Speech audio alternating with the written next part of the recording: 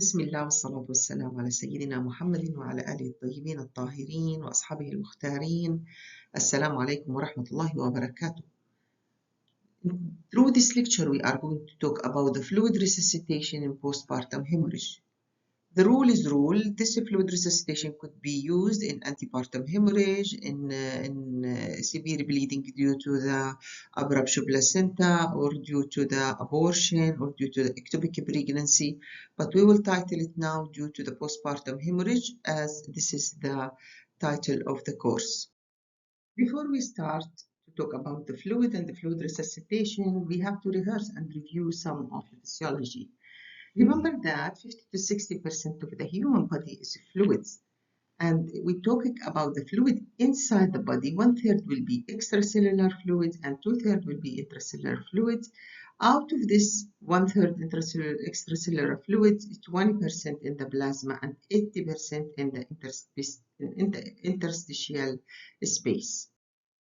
As we mentioned that the fluids 1/3 is in the extracellular space and 2/3 in the intracellular, and 20% intravascular, 80% interstitial. Remember that the electrolyte, which is sodium, potassium, chloride, magnesium, and bicarbonate, all of them, they are passing freely between the intravascular and the interstitial space without need for pump. Whereas in the intracellular space, the water is forming around 2/3 of the total volume of water in the body. And remember that the need for pump is there. So to pass any of this electrolyte from the interstitial space to intracellular space, it's require a pump. What keeping the fluid in the intravascular compartment or intravascular space, it is the albumin. The albumin, it is not present in the interstitial space, and it is causing osmolality between 285 and 295 per liter, and it's dragging the water for it. And remember, this albumin is the magic for keeping the intravascular compartment pressure. We will talk about this albumin a lot, and we'll talk about the osmolality a lot, not in this course alone, and we'll talk about it in all, when we are talking about in all the courses in the PET, when we're talking about substituting, giving IV iron, and a lot. So remember this because it is important part of physiology. Do you remember the Frank-Starling law? The Frank-Starling law, it is related to the stroke volume. So the more preload, the more you give fluids to the circulation, the more the stroke volume will be increased. And this is related to the more IV fluid you resuscitate, the more stroke volume will be increased and up to certain level. After that level, it doesn't matter how much you will give fluids, the stroke volume will not be increased. All what you are going to get the complication of the system overload, pulmonary edema, and so on.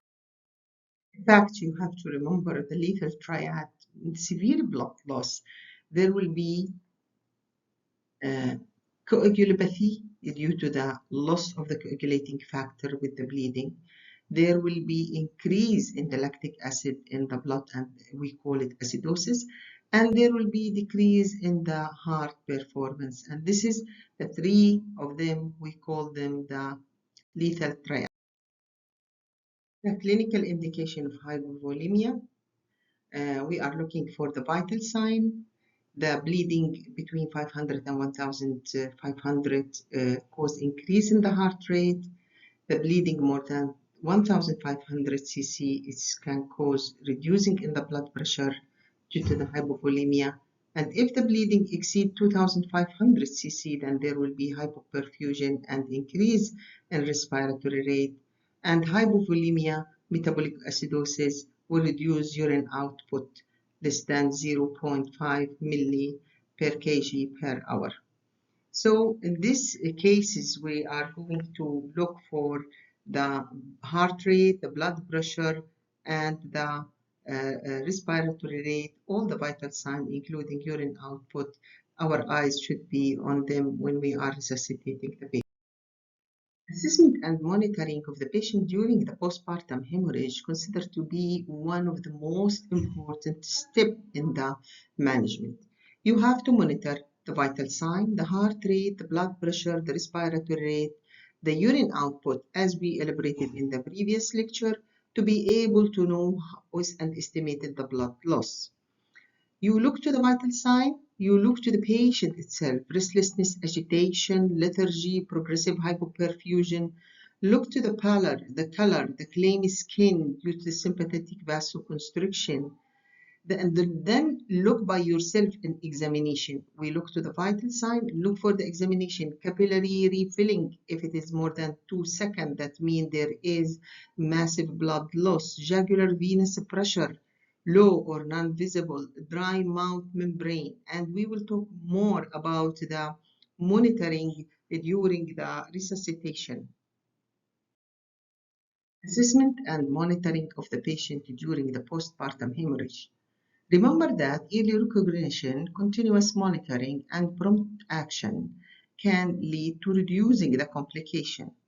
Early assessment and continuous monitoring are critical to identify deterioration and initial time management in the postpartum hemorrhage. First of all, you have to monitor the vital sign, the heart rate, if there is any tachycardia, blood pressure, if there is hypotension, respiratory rate, if there is any tachypnea, and urine output, if there is any oliguria. Look to the patient, look to the clinical assessment. Is the patient restless, agitated, lethargy? Is she pallor, cool, clammy skin extremities? Is there is delay in the capillary refilling more than 2 seconds? The jugular venous pressure low or non-visible, and the dry mouth and the mucous membrane. Remember that monitoring the vital sign frequently, watch for the sign of hypoperfusion, and assess urine output continuously to detect early deterioration and act promptly to prevent the progressing to shock. The compensated phase, where is tachycardia, normal blood pressure, and normal urine output. If the patient in this phase, then we call it compensated phase, then we don't need to start blood transfusion or aggressive blood fluid resuscitation. In decompensated phase, the patient need to be aggressively approached. She is hypotensive, tachycardic, reduced urine output, and you have to start blood transfusion according to the shock index. In refractory phase, severe hypotension and alternatal status and anuria, then this case is may need, in addition to resuscitation, ICU admission. So the management of postpartum hemorrhage consider 50% on the resuscitation, 50% on exploring the cause, treating the underlying cause. For example, uterine atony, we don't concentrate only on the medical management. You have to concentrate on the resuscitation because 50% of good outcome depend on the resuscitation. So the first step is IV fluid resuscitations, inserting 2 large bore cannula, 14 to 16 gauge. Be sure that this cannula is available in the labor room and in the ER, in the obstetric ER. Fluid resuscitation and avoid over resuscitation. So the question, what type of fluid, what rate of fluid, when we will start it, and why we will start it. Initial assessment for IV fluid resuscitation, aiming to maintaining the tissue perfusion and ensuring adequate oxygenation delivery. By early monitoring for mean arterial blood pressure, heart rate, urine output, and mental status and lactate, we are doing assessment. By early assessment and monitoring and good fluid resuscitation, we are maintaining the perfusion and optimizing the oxygen delivery. When we are in need to give IV fluids, we are giving the crystalloid or colloid.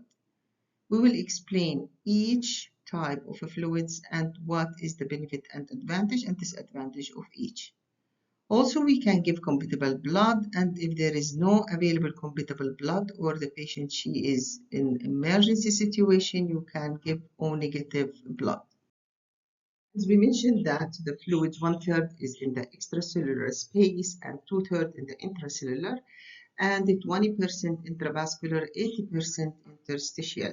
Remember that the electrolyte, which is sodium, potassium, chloride, magnesium, and bicarbonate, all of them, they are passing freely between the intravascular and the interstitial space without need for pump. Whereas in the intracellular space, the water is forming around 2/3 of the total volume of water in the body. And remember that the need for pump is there. So to pass any of these electrolyte from the interstitial space to intracellular space, it's require a pump. What keeping the fluid in the intravascular compartment or intravascular space, it is the albumin. The albumin, it is not present in the interstitial space, and it is causing osmolality between 285 and 295 per liter, and it's dragging the water for it. And remember, this albumin is the magic for keeping the intravascular compartment pressure. We will talk about this albumin a lot, and we'll talk about the osmolality a lot, not in this course alone, and we'll talk about it in all, when we are talking about in all the courses in the PET, when we're talking about substituting, giving IV iron, and a lot. So remember this because it is important part of physiology. Now let us applying our physiology toward the fluids. We talk about the crystalloid and we talk about the intravascular osmolarity is 285 to 295. If you infiltrated hypotonic fluids like half normal saline, what you are going to end up with? We know that the fluids is moving freely between intravascular and extravascular space. So whenever you are infiltrated the hypotonic fluids, it will go to the extravascular space as hypotonic fluids. And then the fluid will be shifted from the low concentration to the high concentration of electrolyte. That means we will end up by cell edema. The fluid will move from the extracellular space to intracellular space. What about the isotonic? It will be equal. So there will be no shifting between the extracellular and intracellular space, and this could be considered the best fluids like ringer lactate and plasma light. In hypertonic space, greater osmolarity like more than 375, 3% normal saline. Water is moving from the extracellular to the from the intracellular space toward the extracellular space, because we know that the hypertonic solution, it will be free between intravascular and extravascular compartment, and the fluids will be shifted from intracellular to the extracellular, and this will lead to also dehydration and shrinking of the cell. So by looking to the three types, hypotonic, isotonic, hypertonic, we think that the isotonic solution is the best solution can be given during the resuscitation, like plasma light and ringer lactate. Now we talk about crystalloid solution commonly used in the fluid resuscitation. Three most common kind is the normal saline, ringer lactate or lactate ringer, and plasma light. You should remember that the osmolarity of intravascular compartment, it is 285 to 295 per liter. We will tackle each one of them. What is the composites, what osmolarity, pH, acid-base effect, clinical use, advantage, and the consideration. Always choose the right fluids for the right patient based on the clinical condition, electrolyte, and acid-base status. Talking about normal saline, it is isotonic solution with sodium 154, chloride 154, no calcium, no potassium or buffer, with osmolarity of 308 and pH 5 to 5.5. Acid-base effect, high chloride loads, acidosis, hyperchloremic metabolic acidosis can happen if you give high amount of normal saline. Clinical use in the hypovolemic hyponatremic chloride response metabolic acidosis in trauma, brain to avoid hyponatremia, blood product administration when potassium containing fluids are contraindicated. Advantage, widely available and it's inexpensive and compatible with most medication and blood product. We should consider that the risk of hyperchloremic metabolic acidosis might occur if you use large amount of normal saline, and avoid the large volume in renal impairment and in heart failure and in acidemia. Going for lactate ringer, which is balanced electrolyte crystalloid, and while we are talking, you should switch your eyes between normal saline and lactate to compare. In lactate ringer, we have sodium in 130 milliequivalent, potassium in 4 milliequivalent compared to sodium, which is 154 in the normal saline. Calcium is there, 3 milliequivalent, and the chloride is there, but it is less amount than the normal saline. It is 109. Lactate is available, and from here it's take its name, lactate ringer. The pH 6 to 6.5, so it will be the best solution to resuscitate patients with metabolic disorder like diabetic ketoacidosis and in haemorrhage. Lactate is metabolized to bicarbonate and alkalinizing metabolic buffer. Clinical use, general fluid resuscitation in burns, surgery, metabolic acidosis, safe in most clinical situations. So if I have to choose between two, I would choose ringer lactate. It is balanced electrolyte, less risk of hyperchloremic acidosis, containing calcium help in massive transfusion, because we know in massive transfusion, we'll talk later on, one of the complications is hypocalcemia. So if you give ringer lactate, that means you are supplementing the calcium and preventing the hypocalcemia. Lactate is useful as buffer. Avoiding in severe hyperkalemia, and cautious in severe liver disease because the lactate is metabolized in the liver. So now comparison between normal saline and lactate ringer, I would use lactate ringer in massive obstetric hemorrhage, while normal saline, we will keep it more in patients with bleeding, particularly if we are suspected head trauma. What about plasmalyte? Plasma electrolytic crystalloid solution, it's containing 140 sodium, 5 milliequivalent potassium, and 3 milliequivalent calcium, chloride 98. So it's the least in the chloride, and acetate is 27, and gluconate it's 23. The osmolarity is 294. So comparing the osmolarity of normal saline, plasmalyte, lactate, we find that lactate, it is the nearest to the osmolarity of intravascular compartment, which is 285 to 295. More or less, yes, plasmalyte, also it's a similar osmolarity to the intravascular compartment. When we are talking to the pH, it's 7 to 7.5. Acetate and gluconate are metabolized to bicarb and alkalized metabolic buffer. Clinically, we are using it in major surgery, trauma, sepsis, metabolic acidosis, the preference in large volume resuscitation. The advantage is balanced electrolyte, lower chloride, buffer acid-base profile, and suitable for large volume resuscitation. And we should consider a slight higher cost and not compatible with blood due to the potassium content for the Y-site administration.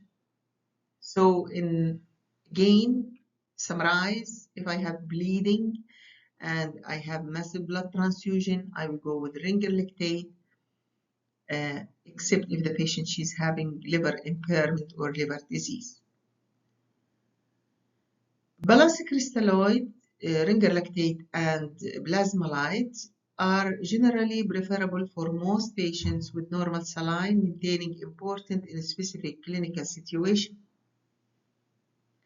And like what we said, liver disease, you have to balance the electrolytes.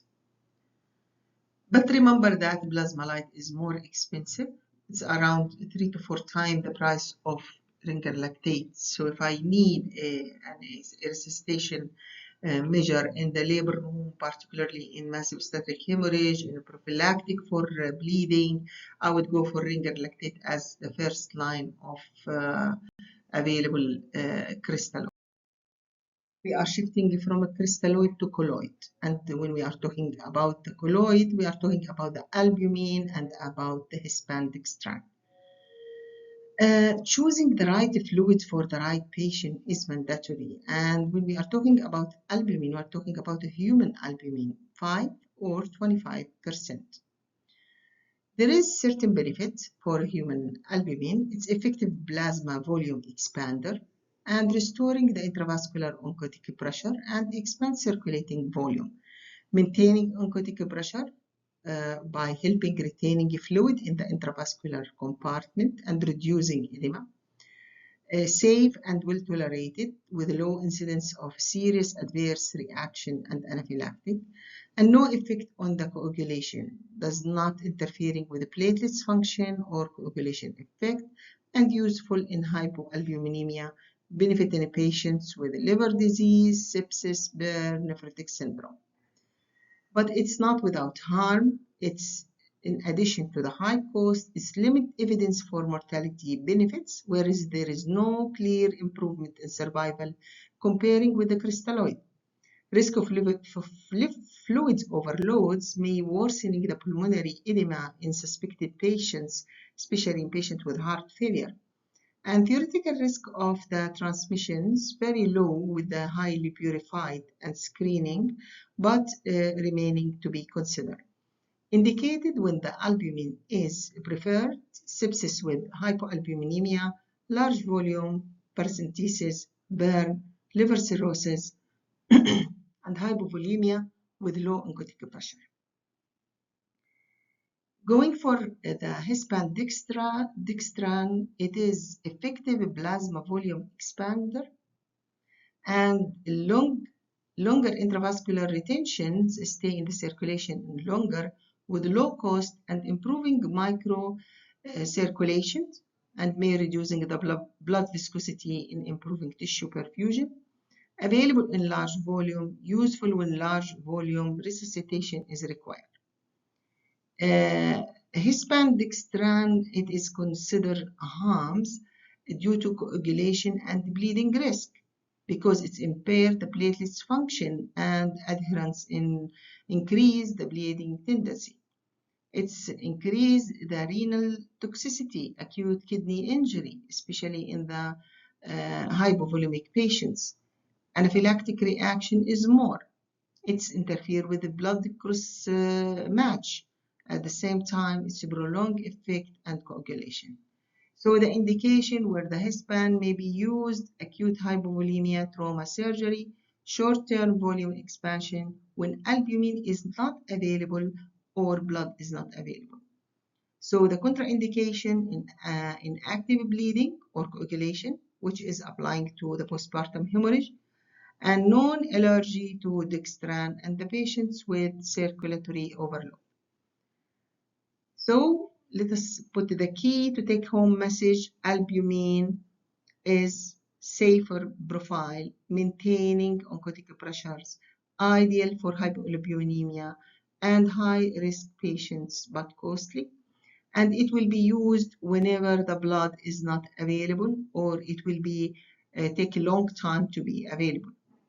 So hispandextran cost effective, but it's have a lot of side effect, not anymore used unless it is life-saving process or life-saving effect where albumin is not available and blood is not available. So we should start with the crystalloid, and then after crystalloid we give blood. If the blood is not available and the bleeding is perfused, we can use albumin.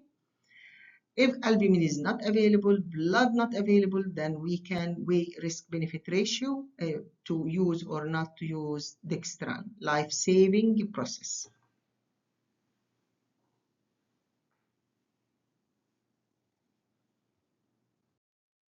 Thank you for your commitment to excellency in women healthcare.